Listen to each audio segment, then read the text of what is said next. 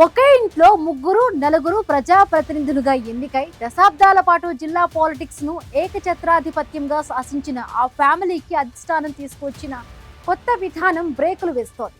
వచ్చే ఎన్నికల్లో ఆ పొలిటికల్ ఫ్యామిలీలో ముగ్గురు టికెట్ ఆశిస్తూ ఉండగా పార్టీ మాత్రం ఒక్కరికే టికెట్ ఇస్తామని స్పష్టం చేసింది.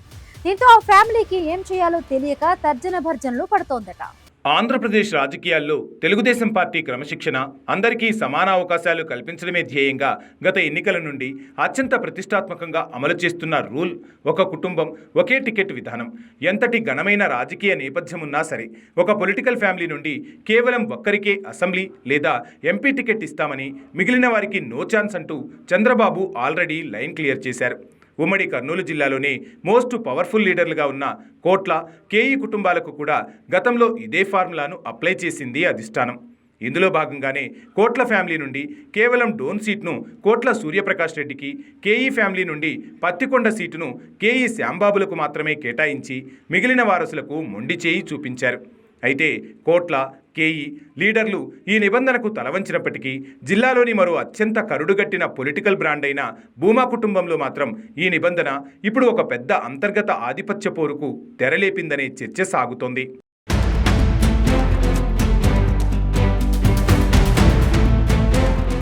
రాయలసీమ పొలిటికల్ హిస్టరీని ఒక్కసారి తిరిగేస్తే భూమా కుటుంబానికి ఒక తిరుగులేని ప్రత్యేకమైన బ్రాండ్ వాల్యూ కనిపిస్తుంది. ఒకేసారి ఇంట్లో ఇద్దరు లేదా ముగ్గురు సభ్యులు చట్టసభల్లో ప్రాతినిధ్యం వహించిన అరుదైన రికార్డ్ ఈ ఫ్యామిలీ సొంతం. ఒకానొక సమయంలో తండ్రి ఎస్వి సుబ్బారెడ్డి, కూతురు శోభా నాగిరెడ్డి, అల్లుడు భూమా నాగిరెడ్డిలు ఏకకాలంలో అసెంబ్లీ మెట్లెక్కారు. తమకున్న ఈ పవర్ఫుల్ పొలిటికల్ క్రేజ్కు తగ్గట్టుగానే ప్రతి ఎన్నికల్లోనూ తమ ఫ్యామిలీ నుండి కనీసం ఇద్దరు బరిలో ఉండాలనేది భూమా ఫ్యామిలీ సాంప్రదాయం. కానీ గడిచిన ఎన్నికల్లో ఈ వన్ టికెట్ నిబంధన కారణంగా కేవలం ఆళ్లగడ్డ నుండి భూమా అఖిలప్రియకు మాత్రమే తెలుగుదేశం పార్టీ అవకాశం కల్పించింది.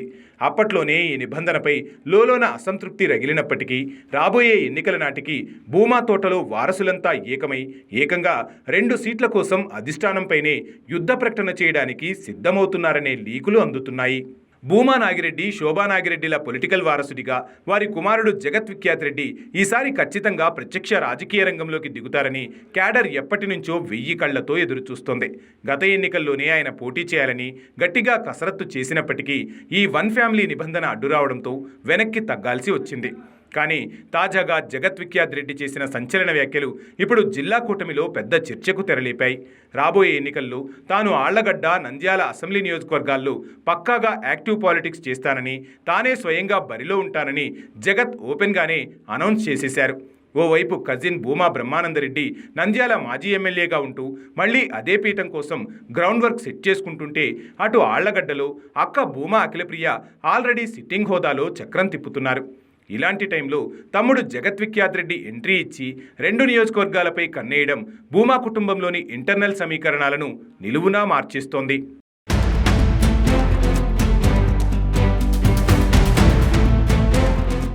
జగత్ విఖ్యాత్ రెడ్డి బహిరంగంగా చేసిన ఈ కమెంట్స్తో నంద్యాల మాజీ ఎమ్మెల్యే భూమా బ్రహ్మానందరెడ్డి వర్గంలోనూ అలజడి స్టార్ట్ అయింది. పార్టీ గనుక వన్ ఫ్యామిలీ వన్ టికెట్ విధానానికి కఠినంగా కట్టుబడి ఉంటే కోట్ల, కేఈల తరహాలోనే భూమా ఫ్యామిలీకి కూడా కేవలం ఒకే ఒక్క సీటు దక్కుతుంది.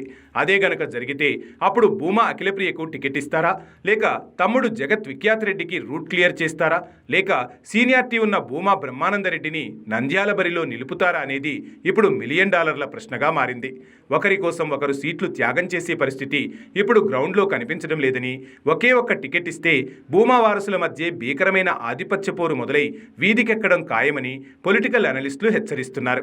తమ దశాబ్దాల సాంప్రదాయం ప్రకారం 2 టికెట్లు సాధించడం కోసం ఫ్యామిలీ అంతా ఏకమై పార్టీ పెద్దలపై ఒత్తిడి తెస్తారా, లేక ఎవరి రూట్లో వారు పొలిటికల్ గేమ్స్ రన్ చేస్తారో చూడాలి.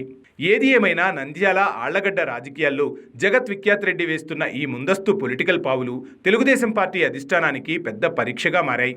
జగత్ ఈసారి ఎలాగైనా బరిలో నిలవాలనే పంతంతో ఇప్పటి నుంచే గ్రామాల పర్యటనలకు, క్యాడర్ సమన్వయానికి కసరత్తులు ముమ్మరం చేశారు.